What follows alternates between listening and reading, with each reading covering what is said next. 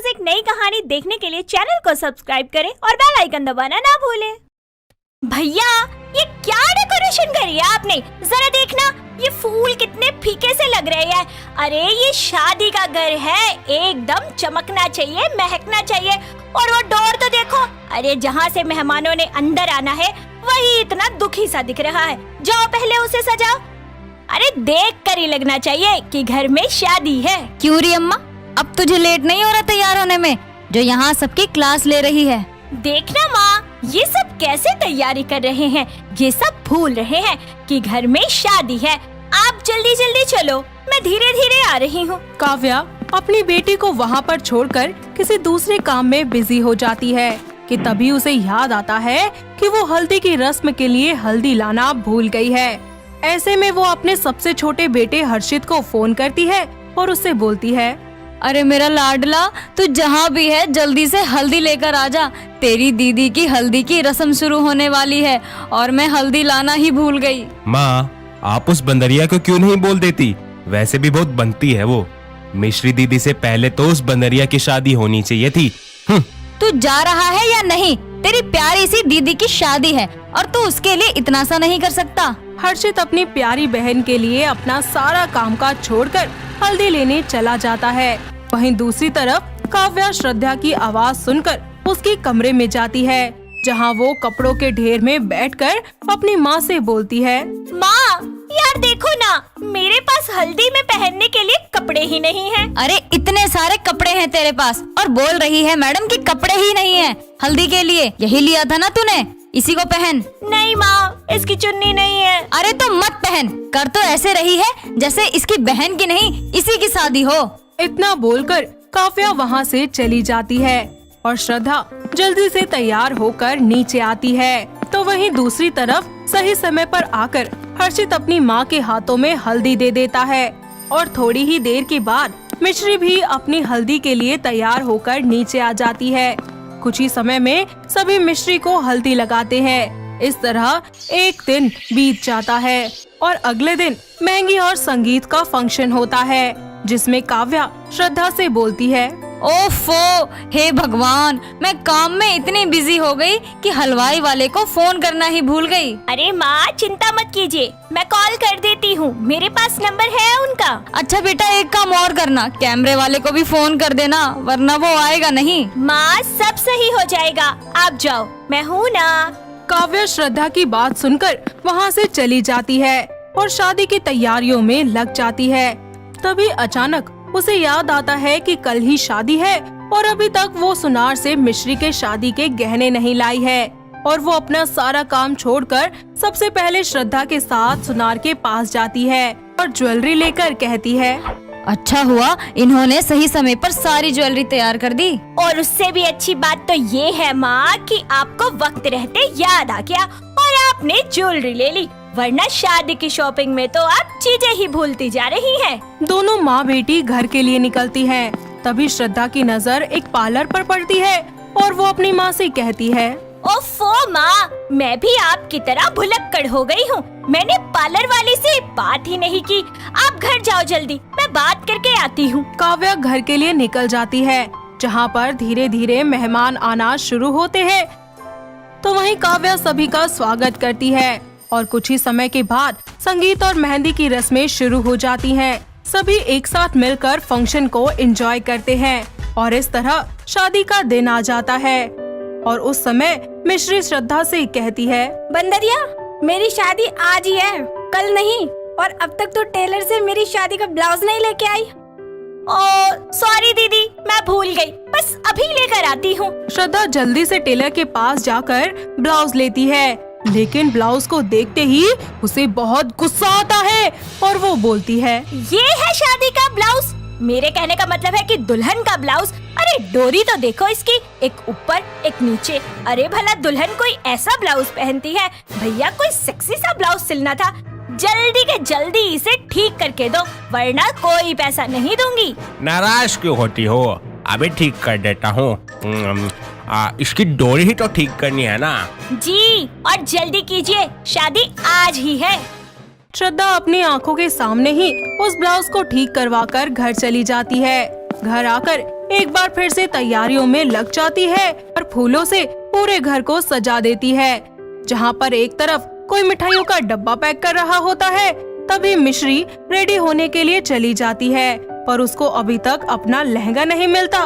तभी वो अपनी बहन को आवाज लगाकर उसे अपने पास बुलाकर बोलती है, श्रद्धा, मैंने तुझे मेरा लहंगा लाने को बोला था, कहाँ है? मैं लेकर आ चुकी हूँ दीदी, वो मेरे रूम में ही है, अभी लेकर आती हूँ। श्रद्धा सारा काम काज छोड़कर सबसे पहले अपनी बहन को उसका लहंगा देती है और घर के कामों में बिजी हो जाती है। श्रद्धा घर के कामों में इतनी बिजी होती है कि खुद तैयार ही नहीं हो पाती। थोड़े ही समय के बाद बारात आ जाती है, पर मिश्री अभी तक रेडी नहीं हो पाती। वहीं काव्या बारात का स्वागत करती है, तो वहीं दूसरी तरफ श्रद्धा अपनी बहन को जल्दी से तैयार करके नीचे ले आती है। कुछ ही समय में लड़का और लड़की जयमाला की रस्म को पूरा करने के लिए स्टेज पर जाते हैं और तभी काव्या और श्रद्धा को याद आता है कि जयमाला लाना तो भूल ही गए हैं और जल्दी से वो हर्षित को बुलाकर उससे कहते हैं, बेटा मैंने जयमाला का ऑर्डर दे रखा है और जल्दी जल्दी में लाना भूल गई, जाकर जल्दी से ले आ, जब तक मैं यहाँ कुछ करती हूँ। माँ आप भी कमाल करती हो, शादी के लिए जयमाला लाना ही भूल गई। अब यहीं पर माँ से बहस करके सारा टाइम वेस्ट कर दे, तू जा रहा है या नहीं? हर्षित बिना देरी किए जल्दी से वरमाला लेने के लिए निकल जाता है, तो वहीं दूसरी तरफ श्रद्धा तब तक मेहमानों को बातों में और पिक्चर्स क्लिक करने में बिजी रखती है। कुछ ही समय में हर्षित जब जयमाला लेकर आता है तो वो श्रद्धा को दे देता है और फिर उसके बाद उनकी जयमाला की रस्म पूरी हो जाती है।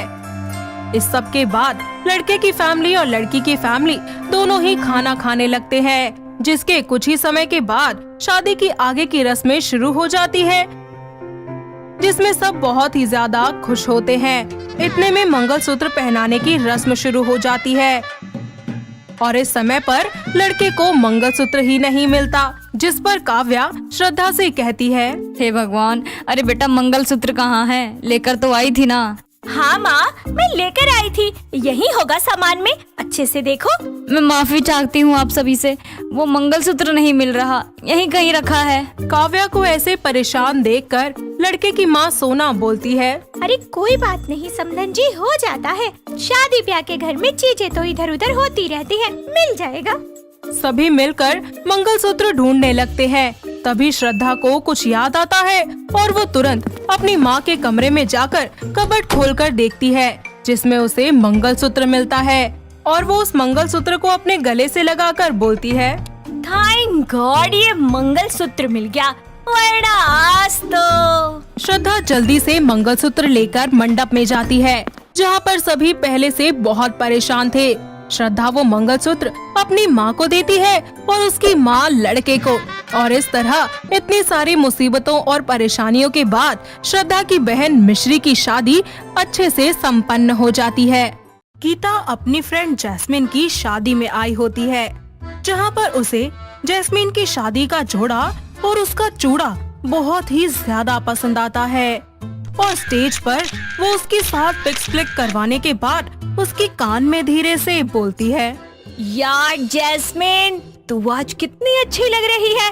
अच्छा एक बात कहूँ? हाँ बोल ना। यार मुझे ना तेरा ये शादी का चूड़ा बहुत अच्छा लग रहा है, कहाँ से लाई है तू? मुझे भी पहनना है तेरे जैसा चूड़ा। पागल, ये शादी का होता है, शादी के दिन और शादी के बाद ही पहनते हैं इसे। चल तो अपनी शादी एंजॉय कर, मैं जरा पेट पूजा कर कर आती हूँ। इतना कहकर वो फूड सेक्शन में खाना खाती है और कुछ देर तक शादी में रुकने के बाद वापस अपने घर लौट जाती है और 3 दिन के बाद वो अपनी फ्रेंड की शादी की पिक्चर्स को स्टेटस पर देखती है और उसने चूड़े के साथ बहुत सारी सुंदर सुंदर पिक्स जो लगाई होती है, ये देखकर वो खुद से कहती है, यार कितना सुंदर चूड़ा है, मेरा भी मन कर रहा है अब तो पहनने का। कुछ दिन यूं ही बीत जाते हैं। गीता चांदनी चौक जाती है, जहां वो अलग अलग तरीके के नए नए डिजाइन्स के चूड़े देखती है, जो कि उसे बेहद पसंद आते हैं और वो वहां से 2-3 तरीके के अलग अलग चूड़े लेकर अपने घर आ जाती है और फिर मिरर के आगे खड़ी होकर चूड़ा पहनकर पोज मारती है और चूड़े खनकाकर कहती है, वाओ, कितना सुंदर लग रहा है गीतू ये चूड़ा तुझ पर। हाय, कब होगी मेरी शादी, कब पहनूंगी मैं ऐसे चूड़ा। हाय, मुझसे शादी तक का वेट नहीं होता। एक काम करती हूँ, जल्दी से इंस्टाग्राम पर वीडियो बनाकर डाल देती हूँ, फिर चाहे कोई कुछ भी कहता रहे, मुझे फर्क नहीं पड़ता। इतना बोलकर वो उन चूड़े को पहनकर पिक्चर्स और वीडियोस बनाकर इंस्टाग्राम पर अपलोड कर देती है, जिसके बाद लोग उसे बहुत ही अच्छे अच्छे कमेंट्स पास करते हैं। ऐसे ही एक दिन वो लाल रंग का चूड़ा पहनकर गलती से अपनी मम्मी सविता के सामने आ जाती है, जिसे देखकर वो बोलती है, अरे गीता, ये क्या है? तूने शादी का चूड़ा अभी से क्यों डाल रखा है? कहीं तूने भागकर किसी को बिना बताए शादी तो नहीं कर ली ना? सच सच बता दे मुझे। अरे मम्मी, थामा रुको, लेट मी एक्सप्लेन यार। वो तो मुझे चूड़ा बहुत पसंद है, इसीलिए मैं 2-4 चूड़े अपने लिए मार्केट से खरीद कर ले आई। ये देखो। हाँ हाँ, अच्छे तो बहुत है, पर ये बता कि तूने पहने किस खुशी में है ये? अरे मम्मी, वो तो मैंने बस ऐसे ही थोड़ी देर के लिए घर पे पहन लिया था। एक आपके लिए भी लेकर आई हूँ मैं। अच्छा, तो फिर जल्दी से दिखाना मुझे। इतना कहकर गीता अपनी मम्मी को दूसरा चूड़ा ला कर देती है, जो कि सविता को बहुत ही ज्यादा पसंद आता है। समय गुजरता जाता है। सविता के पास उसकी बेटी के लिए एक परितोष नाम के बहुत ही ज्यादा सुंदर और मेहनती लड़के का रिश्ता आता है, जिसके बाद वो उस लड़के को उसकी मम्मी मंजू और पापा रमेश को अपने घर बुला लेती है। तो वहीं गीता हाथों में चाय नाश्ता लेकर आती है और सभी को दे देती है। मंजू को अपने लड़के के लिए गीता बहुत पसंद आ जाती है। दोनों घर वाले आपस में बातचीत करके रिश्ता पक्का कर देते हैं और एक दूसरे को मिठाइयाँ खिलाते हैं। तभी दोनों पेरेंट्स की मर्जी से वो दोनों लड़का लड़की आपस में बात करने के लिए छत पर चले जाते हैं। गीता, मैंने आपको शायद पहले कभी कहीं देखा है। अरे, आपने मुझे कैसे देख लिया? मैं तो खुद आपको पहली बार देख रही हूँ। नहीं, मैंने आपको देखा है। हाँ, याद आ गया। आप तो वही है ना जिसने इंस्टाग्राम पर अपने चूड़े के साथ फोटो और वीडियो बनाई है? जी, ये तो मैं ही हूँ। ओह अच्छा, तो यहाँ देखा है आपने मुझे। हाँ, इसका मतलब आप पहले से शादीशुदा हैं। तो फिर मुझसे क्यों शादी करना चाहती हैं आप? कहीं कुछ छुपा तो नहीं रही हमसे? ओफो परितोष, मुझे चूड़ा पहनना बहुत पसंद है, इसीलिए मैंने शादी से पहले कुछ चूड़े खरीदकर उनकी पिक्स क्लिक कर ली और अपनी एक वीडियो बना ली। बट डज नॉट मीन कि मैं मैरिड हूँ। आई नो कि मैरिड लड़कियाँ ही चूड़ा पहनती है और अब तो मैं ऑफिशियली आपके नाम का चूड़ा पहनूंगी। आपको मैं पसंद तो हूँ ना? हाँ गीता जी, मैं आपको उसी दिन से बहुत पसंद करता हूँ। ओहो, तो ये बात है। पंडित जी अगले हफ्ते ही दोनों की शादी का शुभ मुहूर्त निकाल देते हैं और पूरे विधि विधान के साथ उन दोनों की शादी हो जाती है, जिसमें गीता अपने चूड़े के साथ शादी में ढेर सारी पिक्चर्स को क्लिक करवाती है और शादी के बाद वो अपने ससुराल में जीन्स और क्रॉप टॉप के साथ हाथों में चूड़ा पहनकर तैयार हो जाती है। और तभी उसकी सास उसे बुलाते हुए बोलती है, अरे बहू, तेरी आज पहली रसोई है, तो क्या बनाया है तूने? वो मम्मी जी, आज मैंने जलेबी बनाई है। हे भगवान, अरे ये क्या पहना है बहू तूने? शादी के अगले ही दिन कोई ऐसे कपड़े पहनता है क्या ससुराल में? अरे लाज शर्म भूल कर आई है क्या? छी छी छी, अरे राम राम, तेरा सारा बदन दिख रहा है। अरे ये क्या कटी फटी जींसें पहन ली है तूने? नास पीटी, आज से ही तूने सुनने के सारे कर्म कर दिए। माँ जी, इसमें क्या दिक्कत है? साड़ी की जगह वेस्टर्न ड्रेस ही तो पहना है, बाकी तो सुहागन होने की सारी चीजें पहनी है ना। गले में मंगलसूत्र, मांग में सिंदूर, हाथों में चूड़ा, पैरों में पायल, सब है ना माँ जी? हाँ हाँ, बस तेरे कपड़े छोड़कर बाकी सब कुछ है। ओफो माँ जी, मैं आजकल की मॉडर्न बहू हूँ, देखो मैं कितनी अच्छी लग रही हूँ। अरे बेशरम बेहया, तेरे ससुर जी ने अगर तुझे ऐसी हालत में देखा तो क्या होगा? जाकर साड़ी पहन कर आ जल्दी से। माँ जी प्लीज पहनने दीजिए ना।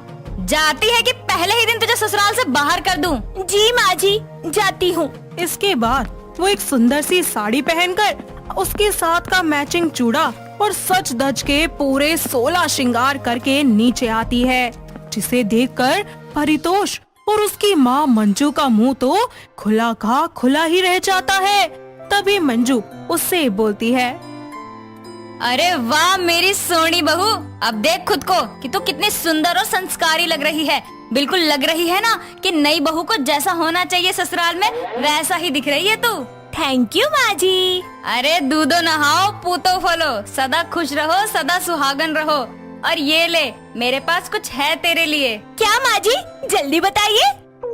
गीता जैसे ही उस गिफ्ट को खोलकर देखती है, उसमें एक बहुत ही ज्यादा खूबसूरत सा चूड़ा होता है और उसे देखकर वो बहुत ही ज्यादा खुशी से उछल पड़ती है और बोलती है, माँ जी, आप ये मेरे लिए लेकर आई है। Thank you thank you thank you thank you so much. आप दुनिया की सबसे अच्छी सासू माँ है और अब से मैं हमेशा साड़ी ही पहनूंगी। जीन्स को तो मैं हाथ भी नहीं लगाऊंगी। कोई बात नहीं बेटा, वैसे भी गलती तो मेरी भी है। तुम तो आज के बच्चे हो, इसलिए तुमने वही किया जो तुम पहले से करते आ रहे हो।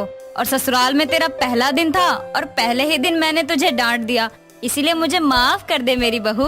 कोई नहीं माँ जी, आपने जो भी कहा था सही कहा था और आपका तो हक बनता है कि अगर मैं कुछ गलत करूँ तो आप मुझे डांट फटकार कर समझा देना, झिझकना मत। हाँ बहू। अरे यार, कोई मुझे जलेबी खिलाओ, इतनी अच्छी खुशबू आ रही है और भूख भी बहुत लगी है। हाँ हाँ, आइए ना परितोष जी। माँ जी, आप भी चलिए। इस तरह सभी मिलकर गीता के हाथ की पहली रसोई का खाना खाते हैं और उसके ससुर उसे शगुन में पैसे भी दे देते हैं। वक्त बीतता जाता है, दोनों अपने हनीमून के लिए गोवा जाते हैं और वहाँ जाकर गीता अपने मनपसंद कपड़े पहनती है और साथ ही मैचिंग चूड़ा और जीन्स भी पहनती है और दोनों एक दूसरे के साथ ढेर सारे रोमांटिक पलों को एंजॉय करते हैं। साथ ही वो हनीमून से वापस अपने ससुराल जाकर अपनी सारी जिम्मेदारियों को बखूबी निभाती है और सभी का अच्छे से ख्याल रखती है। फिर सब मिलकर एक साथ खुशी खुशी रहने लगते हैं। नेहा एक बहुत ही सीधी सादी और रामपुर में रहने वाली लड़की थी, जिसकी शादी आकाश नाम के लड़के से हो चुकी थी और शादी के बाद वो अपने पति के साथ उसके घर शहर में आकर रहने लगी थी। शादी के कुछ साल तक सब कुछ बिल्कुल ठीक चलता है, मगर आकाश आए दिन उसको हमेशा ही बेवकूफ बनाया करता था और वो उसे सस्ती चीजें लाकर उनको महंगा बताकर अपनी पत्नी को दिया करता था। ऐसे ही नेहा के जन्मदिन से एक रात पहले उसका पति उसे एक साड़ी गिफ्ट करता है। नेहा वो साड़ी देखकर उससे बोलती है, ये साड़ी दिखने में कितनी सस्ती लग रही है। अरे तुम गांव से हो, तुम्हें क्या ही पता शहर का फैशन। पता भी है, पूरे 5000 की साड़ी है और शहर के बेस्ट मॉल से लेकर आया हूँ, लेकिन तुमने इसकी बेइज्जती करके अच्छा नहीं किया। अरे नहीं नहीं, मुझे माफ कर दीजिए, मेरा वो मतलब नहीं था। अगर आप लाए हैं तो जरूर महंगी और सबसे सुंदर साड़ी है ये। आज तो माफ कर रहा हूँ, लेकिन फिर कभी ऐसा किया तो भूल जाना। जी अब ऐसा कभी नहीं होगा।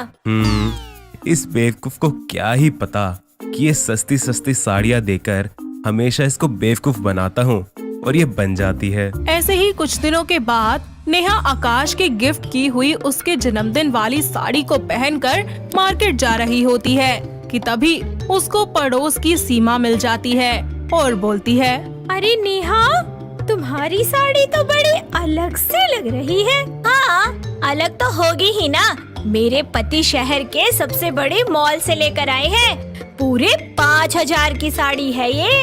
लग रहा है किसी ने बेडशीट का कवर लपेट दिया हो। क्या हुआ, कुछ बोलती क्यों नहीं? वैसे तुम्हें पता है कि मेरे पति हमेशा ही मुझे ऐसी महंगी महंगी साड़ी देते हैं तोहफे में। आज तक मैंने कोई सस्ती साड़ी पहनी ही नहीं है। 5000 से नीचे की तो कोई साड़ी ही नहीं है मेरे पास। बहुत प्यार करते हैं ना तुम्हारे पति तुमसे, इसलिए तभी तो पागल बना दिया। सड़क छाप चीज को हजारों का बता दिया। हाँ, प्यार तो बेशुमार करते हैं। अच्छा, अब मैं चलती हूँ, सामान भी लेना है काफी। नेहा सामान लेकर घर वापस आती है। देर हो जाने की वजह से उसकी सास जानकी उससे कहती है, क्या री, पूरा बाजार खरीदने लग गई थी क्या? नहीं नहीं माँ जी, वो बस इन्होंने मुझे इतनी महंगी साड़ी तोहफे में दे दी है कि जहाँ भी जाती हूँ लोग चर्चा करने लगते हैं। अरे कितनी महंगी है ये साड़ी? माँ जी पूरे 5,000 की। अच्छा, तो अपनी बीवी को 5,000 की साड़ी दी जा रही है और माँ को भूल गया वो नास पीटा कहीं का। आने दे, अच्छे से खबर लूंगी उसकी। अरे दे क्यों ना, पत्नी हूँ मैं उनकी, इतना ध्यान रखती हूँ उनका, उनके घर का, इतना तो दे ही सकते हैं मुझे। और आप क्यों जल रही हैं मेरी महंगी साड़ी से? आने दे इसको, अच्छे से खबर लूंगी उसकी। बहुत मनमानी कर रहा है आजकल, पैसे क्या पेड़ पे लगे होते हैं। नेहा इठलाती हुई वहाँ से चली जाती है और जानकी गुस्से में बड़बड़ाती रहती है। इसी तरह शाम ढल जाती है और आकाश ऑफिस से घर आता है। तब जानकी उससे कहती है, क्यों रे नास पीटे, अपनी बीबी को 5,000 की साड़ी दी तूने और अपनी माँ को क्या दिया अब तक कमा कर? माँ तुम्हें भी दे दूंगा ना वैसी साड़ी, क्यों बिगड़ रही हो इतना? नहीं, मुझे इससे ज्यादा महंगी साड़ी चाहिए। अरे भले ही इसकी साड़ी का दाम ज्यादा हो, मगर देखने में कितनी सस्ती सी लग रही है। मुझे तो 10,000 की साड़ी चाहिए और कल ही दिलाएगा तू, और मैं भी चलूंगी तेरे साथ। अब 10,000 की साड़ी? हाँ, अगर नहीं दिलाया ना तो तेरी खैर नहीं। अपनी बीवी को महंगी साड़ी दिलाता है, 5-5 हजार की साड़ियाँ लेकर आता है, तो अपनी माँ पर 10,000 तो खर्च कर ही सकता है ना। अगले ही दिन जानकी और आकाश दोनों ही साड़ी लेने जाते हैं और जानकी उसको लेकर एक बड़े से मॉल में चली जाती है और वहाँ पर अपने लिए 10,000 की साड़ी ले लेती है। वहाँ से घर आते वक्त आकाश मन ही मन बात करता है और कहता है, कुछ सस्ती साड़ी देखकर बेवकूफ बनाने के चक्कर में आज खुद का चूना लग गया। ऐसे ही कुछ दिन बीत जाते हैं और जानकी की डिमांड आए दिन बढ़ती ही जाती है। वो अपने बेटे को लेकर महीने में 2 से 3 बार मॉल जाकर महंगी महंगी साड़ियाँ ले आया करती। इन सब से तंग आकर आकाश अपनी माँ के कमरे में जाता है और उनसे कहता है, माँ जितनी मेरी कमाई नहीं है उतने की आप साड़ी ले लेती हो, क्या बचाऊंगा मैं, आप ही बताओ। क्यों रे, जब अपनी बीवी को इतनी महंगी साड़ियाँ दिलाता है तब तेरे पैसे खर्च नहीं होते क्या? माँ क्या बताऊँ आपको, नेहा तो बेवकूफ है, उसको मैं पागल बनाया करता हूँ। उसके लिए 250 से 500 तक की साड़ी लेकर आता हूँ और उससे झूठ बोलकर कि ये 5,000 की है उसे गिफ्ट कर देता हूँ ताकि वो मेरी हर जगह बढ़ाई करे। क्यों, तू उसको महंगी साड़ियाँ खरीद के नहीं पहना सकता? पहना सकता हूँ, लेकिन जब मेरे पैसे बच रहे हैं तो उसको बचाना ही बेहतर है ना कि खर्च करना। लेकिन बेटा ये तो गलत है ना, वो पूरा दिन सारा घर का काम करती है, पूरी लगन और ईमानदारी के साथ इस घर की जिम्मेदारियों को संभाल रखा है उसने, और तू उसके साथ ऐसा कर रहा है। माँ अब तुम भाषण मत दो और ये बात अपने तक ही रखना, नेहा को मत बताना। आपको मेरी कसम, जो जैसा चल रहा है वैसे ही चलेगा और अब मैं आपको कोई महंगी साड़ी नहीं दिलाऊंगा। नेहा उनकी सारी बातें सुन लेती है और कमरे में आकर खूब रोती है।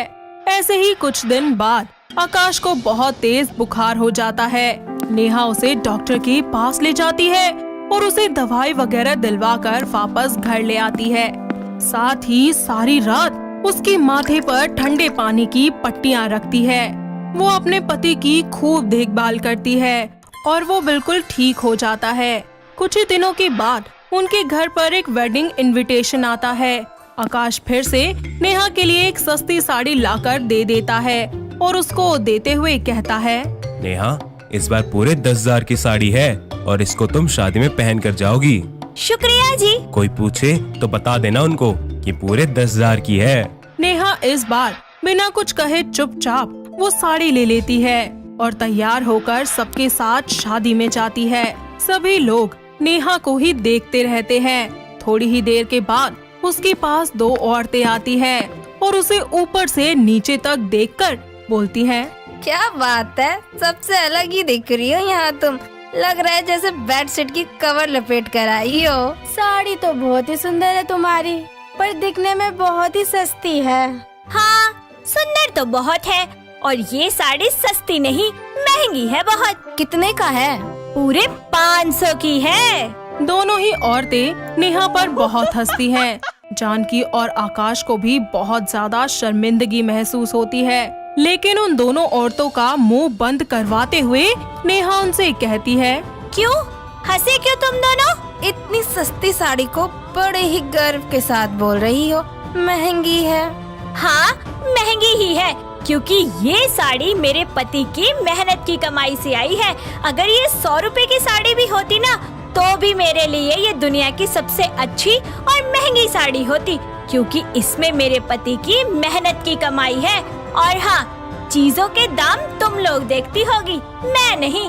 मेरे पति हमेशा मुझे 250 से 500 तक की सस्ती साड़ी लेकर देते हैं, मगर मुझे उनकी लाई हुई हर चीज बहुत ज्यादा महंगी लगती है, क्योंकि तोहफा देने के पीछे कभी उसका मोल नहीं, बल्कि इंसान की भावनाएं छुपी होती हैं। वहाँ खड़े सभी लोग उसके लिए तालियां बजाते हैं और आकाश को भी मन ही मन अपनी गलती का एहसास हो जाता है, जिसके बाद वो सभी लोग अपने घर लौट जाते हैं। और अगले ही दिन आकाश अपनी पत्नी नेहा के लिए 3 से 4 बढ़िया बढ़िया महंगी साड़ियाँ लाकर उसे दे देता है, साथ ही उससे माफी भी मांगता है।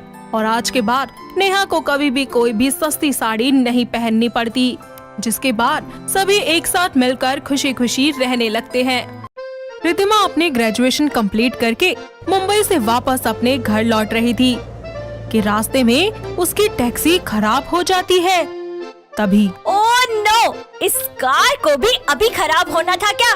घर भी नहीं पहुंची और रास्ते में गाड़ी खराब हो गई। बताओ अब मैं क्या करूं? मैडम, टायर पंचर हो गया है, 1 घंटा लग सकता है, कोई मैकेनिक ही नहीं है। हैं? 1 घंटा? इतना ज्यादा टाइम? मैडम एक काम करो, सामने वाले मॉल में जाकर आप शॉपिंग कर लो, इतने में मैं टायर भी चेंज कर दूंगा। वैसे आइडिया तो अच्छा है, और यहाँ बहुत गर्मी भी है। इतना बोलकर रिद्धिमा उस पास वाले मॉल में चली जाती है और वहाँ पर जाकर सीधा कपड़ों के सेक्शन में जाती है, जहाँ वो ढेर सारे टॉप, जीन्स, शर्ट्स और सूट्स देखती है और फिर बोलती है, वाओ, कपड़े तो बहुत अच्छे लग रहे हैं, लेकिन बहुत एक्सपेंसिव भी है।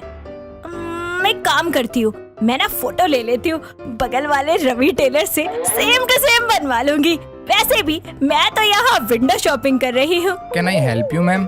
No, I can manage. ऐसे ही घूमते घूमते वो दूसरी तरफ जाती है, जहाँ एक लड़की एक नए ब्रांड का जूस लॉन्च कर रही होती है कि तभी वो रिद्धिमा से कहती है, मैम ये ट्राई कीजिए, न्यू लॉन्च हुआ है, आपको ये जामुन फ्लेवर जरूर पसंद आएगा। नहीं, मुझे ये फ्लेवर पसंद नहीं है। मैम इसमें 6 फ्लेवर और हैं, आप वो तो ट्राई कीजिए। नहीं, मुझे नहीं लेना। मैम ये लीजिए, आपको मैंगो और गुआवा का फ्लेवर जरूर पसंद आएगा, इसका टेस्ट बहुत एक्सोटिक है। ओके ठीक है, दीजिए। अच्छा है, बेकार सा फीडबैक दे देती हूँ और दूसरा वाला फ्लेवर ट्राई करती हूँ। ये फ्लेवर मुझे पसंद नहीं आया, आप दूसरा वाला देना। इस तरह रिद्धिमा उसके सारे फ्लेवर्स को टेस्ट कर लेती है और नापसंद करते हुए आगे बढ़ जाती है। तभी उसे ड्राइवर का कॉल आता है और वो नीचे जाने के लिए लिफ्ट में चढ़ जाती है, जिसमें एक ऋत्विक नाम का लड़का पहले से ही होता है। दोनों एक दूसरे को देखते हैं और लिफ्ट बंद हो जाती है। जैसे ही लिफ्ट नीचे जाने लगती है, तभी अचानक से लिफ्ट रुक जाती है और वहाँ की लाइट भी चली जाती है। रिद्धिमा डर के मारे उस लड़के के गले लग जाती है। प्लीज लाइट जलाओ, मुझे बहुत डर लगता है अंधेरे से। अरे आप डरिए मत, कुछ नहीं होगा आपको, अभी लिफ्ट चलने लगेगी। आंखें खोलिए, देखिए मैंने फोन का फ्लैशलाइट ऑन कर लिया है। नहीं, जब तक लाइट नहीं आ जाती मैं अपनी आंखें नहीं खोलूंगी। अचानक से लाइट आ जाती है और लिफ्ट चलने लगती है। दोनों नीचे पहुंच जाते हैं और रिद्धिमा ऋत्विक को थैंक यू बोल देती है और वहां से अपनी टैक्सी में बैठकर अपने घर चली जाती है। घर पहुंचने के बाद उसकी माँ सोनम उससे कहती है, आ गई मेरी बच्ची, कितने सालों बाद आई है, पता है तुझे कितनी याद आ रही थी मुझे। माँ, मुझे आपकी और पापा की ना इतनी याद आई, पता है। सोनम रिद्धिमा को अलग अलग तरीके के पकवान बनाकर खिलाती है। वक्त गुजरता जाता है। ऐसे ही एक दिन सोनम के पास उसकी बेटी के लिए एक रिश्ता आता है। सोनम उन्हें अपने घर बुला लेती है, साथ ही उनका बहुत ही अच्छे से स्वागत करती है और वो लड़का कोई और नहीं बल्कि ऋत्विक होता है। तभी ऋत्विक की माँ नीतू बोलती है, खम्बा खड़ी, कैसे हैं आप लोग? जी हम तो ठीक है, आप सुनाओ। हम भी बढ़िया हैं। अरे अपनी छोरी ने तो ले आओ। जी अब भी बुलाती हूँ। रिद्धिमा बेटा जरा बाहर आना। रिद्धिमा हाथों में चाय नाश्ता लेकर वहाँ आती है कि अचानक उसकी नजर ऋत्विक पर पड़ती है और वो दोनों एक दूसरे की तरफ देखकर एक दूसरे को घूरने लगते हैं। दोनों की माएं मिलकर इस रिश्ते को पक्का कर देती हैं, जिसके बाद उन दोनों को छत पर अकेले में बात करने के लिए भेज दिया जाता है। ऐसे में ऋत्विक बोलता है, तुम तो वही हो ना जो उस दिन लिफ्ट में मिली थी? हाँ, मैं वही हूँ। और तुम यहाँ कैसे? जानबूझकर आए हो ना? अरे नहीं, मैं तो माँ के कहने पर आया हूँ। वेल, मुझे तो आपका नाम पता चल गया, पर आपको पता है मेरा? नहीं, माँ ने मुझे नहीं बताया। ओह, बाय द वे, मेरा नाम ऋत्विक धनेजा है। वैसे आप बहुत खूबसूरत लग रही हैं इस साड़ी में। You know, माँ के कहने पर मैंने पहली बार साड़ी पहनी है आज। कुछ ही दिनों के बाद घर वाले शादी की तैयारियों में लग जाते हैं। इसी बीच ऋत्विक रिद्धिमा को कॉल करके मिलने के लिए बुलाता है और दोनों शॉपिंग करने के लिए मॉल में जाते हैं। तभी रिद्धिमा एक ड्रेस पसंद करती है और कहती है, ऋत्विक, देखो कितनी अच्छी ड्रेस है। वेट करो ना, मैं ट्राई कर आती हूँ। कुछ ही देर के बाद रिद्धिमा वो ड्रेस पहन कर आती है। साथ ही खुद को मिरर में देखकर मॉडल की तरह पोजेस करते हुए बोलती है, वैसे ड्रेस तो अच्छी लग रही है मुझ पर इतनी खास भी नहीं है। क्या पता ऋत्विक को पसंद ना आए। एक काम करती हूँ, दूसरी वाली ट्राई कर लेती हूँ। रिद्धिमा 2 से 3 घंटे लगाकर बार बार कपड़े चेंज करती है और ऋत्विक को दिखाती है, जिससे वो बहुत ही ज्यादा परेशान हो जाता है। 2 मिनट के बाद रिद्धिमा फिर से ऋत्विक के सामने एक ड्रेस पहन कर आती है। इस पर ऋत्विक उससे कहता है, रिद्धिमा, क्या है ये? कितने घंटे हो गए हैं, तुम्हें कुछ पसंद नहीं आया क्या? ऋत्विक, कुछ अच्छा नहीं है यहाँ पर। रिद्धिमा उसका हाथ पकड़कर मॉल से बाहर ले आती है। कुछ ही देर के बाद दोनों एक दूसरे के साथ लंच करते हैं। देखते ही देखते कुछ ही दिनों में उनकी शादी बड़ी ही धूमधाम से एक बहुत ही ब्यूटीफुल से रिजॉर्ट में हो जाती है। धीरे धीरे रिद्धिमा अपने ससुराल की सारी जिम्मेदारियों को अच्छे से संभाल लेती है। ऐसे ही एक दिन दोनों सास बहू बैठकर टीवी देख रही होती हैं कि तभी नीतू बोलती है, अरे बहू, बड़ा ही बोरिंग सा लग रहा है। टीवी भी देखने का मन नहीं कर रहा। समझ नहीं आ रहा क्या करूं। हाँ माँ जी, बोर तो मैं भी हो रही हूँ। मेरा ना कहीं बाहर जाने का मन कर रहा है। माँ जी, एक आइडिया है, क्यों ना हम विंडो शॉपिंग पर चले? मतलब मैं कुछ समझी नहीं बहू। माँ जी, आज मैं आपको विंडो शॉपिंग करवाऊंगी। इसमें होगा ये कि ना तो हमारे पैसे खर्च होंगे और हम सारी चीजों को खाएंगे भी, पिएंगे भी और पहनेंगे भी और मजे भी करेंगे। अरे चल, कितना बेकार सा आइडिया है। अरे माँ जी, आप चलिए और रेडी हो जाइए। इतना कहकर रिद्धिमा अपनी सास को शॉपिंग करवाने के लिए मॉल में ले जाती है और दोनों ड्रेसेस देखना शुरू कर देती है। रिद्धिमा एक शॉर्ट ड्रेस पसंद करती है, जिसे पहनकर अपनी सास को दिखाती है और फिर वो बोलती है, हाय राम जी, अरे ओ नास पीटी, इतने छोटे कपड़े क्यों पहन लिए तूने? अगर किसी रिश्तेदार ने देख लिया तो? अरे चल माँ जी, आपको भी ऐसी ड्रेस पहनाऊंगी, देखना। अरे पागल है क्या बहू? रिद्धिमा एक जीन्स टॉप निकालती है और ट्रायल रूम में अपनी माँ जी को भेज देती है। तभी नीतू आवाज देकर बोलती है, अरे बहू, जरा अंदर तो आ, मैंने वो कपड़े पहन लिए हैं। ओह माँ जी, आप तो एकदम फुलझड़ी लग रही है। हाय, नजर ना लगे मेरी हॉट सी माँ जी को। बहू देख, मुझे ना बहुत शर्म आ रही है। मैं ना कपड़े बदलने जा रही हूँ, तो तू बाहर जा अभी। रुकिए रुकिए माँ जी, एक कभी है। वाह, अब लग रही है एकदम लल्लन टॉप। चलो अब सेल्फी लेते हैं। इस तरह वो दोनों सेल्फी लेने के बाद वापस अपने पुराने कपड़ों में आकर दूसरी शॉप पर जाकर शॉपिंग करती हैं। ऐसे में दोनों सास बहू कभी कोई सी ज्वेलरी पहनकर देखती है तो कभी कुछ और। इस तरह वो दोनों 3 से 4 घंटे मॉल में घूम घूम कर विंडो शॉपिंग करती हैं और बाहर आकर बोलती हैं, मजा आया ना माँ जी, हमने कितनी चीजों को ट्राई किया आज। हाँ बहू, बड़ा ही मजा आ गया। इस तरह आखिरकार वो दोनों सास बहू मजे लेकर घर आ जाती हैं। और अब विंडो शॉपिंग का ये चस्का नीतू को भी चढ़ जाता है और वो दोनों मिलकर बहुत सारी विंडो शॉपिंग करती हैं और इसी तरह अपनी जिंदगी बिताती हैं। यार, क्यों जा रही है तू इतनी धूप में शॉपिंग करने? अरे यार चल ना, क्या हो गया? मुझे अच्छा नहीं लगता। मेरी कॉलेज फ्रेंड मुझे बहुत चिढ़ाती है कपड़ों की वजह से। क्यों? अच्छे कपड़े तो पहनती है यार तू। लेकिन ब्रांडेड नहीं पहनती ना, और ना ही मुझे नॉलेज है इस चीज की, इसीलिए तो तुझे अपने साथ लेकर जाती हूँ मॉल, ताकि तू मेरी हेल्प कर सके। मैं तेरी हेल्प तो कर दूँ, लेकिन मुझे खुद को भी ब्रांडेड चीजों की नॉलेज नहीं है और ना ही मुझे मॉल की चीजें पसंद। ठीक है, तो तू मेरी शॉपिंग करवा दे बस। और हाँ, एक बात थोड़ा और ध्यान दियो, हम हाई क्लास बनकर बात करेंगे क्योंकि हम ब्रांडेड सामान लेने जा रहे हैं। उफ, अब चोचलेबाजी भी करनी पड़ेगी इसके लिए। इस तरह दोनों दोस्त बातें करते हुए मॉल पहुंच जाती हैं और कपड़ों पर नजर मारने लगती हैं। वो दोनों कभी टॉप उठाकर देखती है तो कभी कुछ और, लेकिन उन दोनों को कुछ समझ नहीं आता। तो वो स्टाफ बॉय के पास जाकर बोलती हैं, भैया आपके पास एक ड्रेस है, वो होती है ना रिच वाली ब्रांड की, वो क्या नाम है, गूसी, मेरी फ्रेंड की शक्ल जैसी एकदम गूसी। मैम अभी वो हमारे पास नहीं है और इसका नाम गुस्सी नहीं गुच्ची होता है। कोई नहीं भैया, वैसे भी आप वर्सेस दे दो, वो तो है ना आपके पास। अरे वर्सेस नहीं, वर्सासी नाम होगा। नो मैम, इट्स वर्साची। कुछ ही देर के बाद वो अपनी फ्रेंड को ब्रांडेड कपड़ों की शॉपिंग करवा देती है और फिर दोनों एक दूसरे के साथ पिज्जा हाउस जाकर पिज्जा खाने लगती हैं, जिसके बाद वो लोग घर लौट जाती हैं। वक्त बीतता जाता है। प्रीति की माँ सुजाता अपनी बेटी का रिश्ता गिरीश नाम के एक बहुत ही हैंडसम और रिच लड़के से तय करवा देती है और अगले ही महीने दोनों की खूब जोरों शोरों से शादी हो जाती है। धीरे धीरे वो अपने ससुराल की सारी जिम्मेदारियां अच्छे से संभाल लेती है।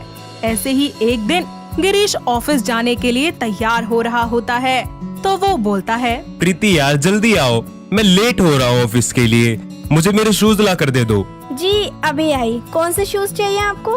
वो ब्राउन वाले लेकर आओ। प्रीति उसके कहने पर उसे शूज ला कर देती है और कुछ ही देर के बाद सभी बैठकर एक साथ नाश्ता करते हैं कि ऐसे में प्रीति की सास कंचना बोलती है, अरे बहू जरा थेपले के साथ चटनी भी दे दे।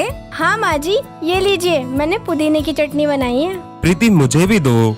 दोनों की बात सुनकर प्रीति उन्हें चटनी परोस रही होती है कि तभी गिरीश को चटनी देते हुए वो उसके शूज पर चटनी गिरा देती है कि ऐसे में गिरीश गुस्से से बोलता है, प्रीति यार ये क्या कर दिया तुमने, पागल हो क्या, मेरे ब्रांडेड शूज खराब कर दिए तुमने। अरे बहू ध्यान से करती ना। सॉरी गिरीश जी, गलती से हो गया, मैं अभी साफ कर देती हूँ। इतना कहकर वो अपनी साड़ी के पल्लू से उसके शूज को साफ कर देती है और फिर वो ऑफिस चला जाता है। शाम को ऑफिस से जब वो घर आता है तो वो प्रीति को एकदम से अपनी बाहों में उठाकर बोलता है, प्रीति कैसा लगा मेरा सरप्राइज, तुम्हें सुबह डांट दिया था ना मैंने। पर आप इतनी जल्दी कैसे आ गए? आपने तो डरा ही दिया था मुझे। अच्छा सुनो, जल्दी से रेडी हो जाओ, हम दोनों बाहर जा रहे हैं। पर हम जाएंगे कहाँ? सरप्राइज है, जल्दी से तैयार हो जाओ और वो भी अच्छे से। प्रीति जल्दी से तैयार होकर आती है और गिरीश उसके बालों में गजरा लगा देता है। साथ ही प्रीति भी खुश होकर कहती है, वाओ गिरीश जी, आप मेरे लिए कोई सरप्राइज लेकर आए। हाँ कैसा लगा? बहुत ही अच्छा। पर तुमने ये कैसी साड़ी पहनी है, घर पर तो चल जाता है लेकिन बाहर। क्यों गिरीश जी, अच्छी नहीं लग रही क्या मैं? अच्छी लग रही हो, पर जैसे मैं रहता हूँ वैसे रहो, तुम भी ब्रांडेड चीजों को यूज किया करो।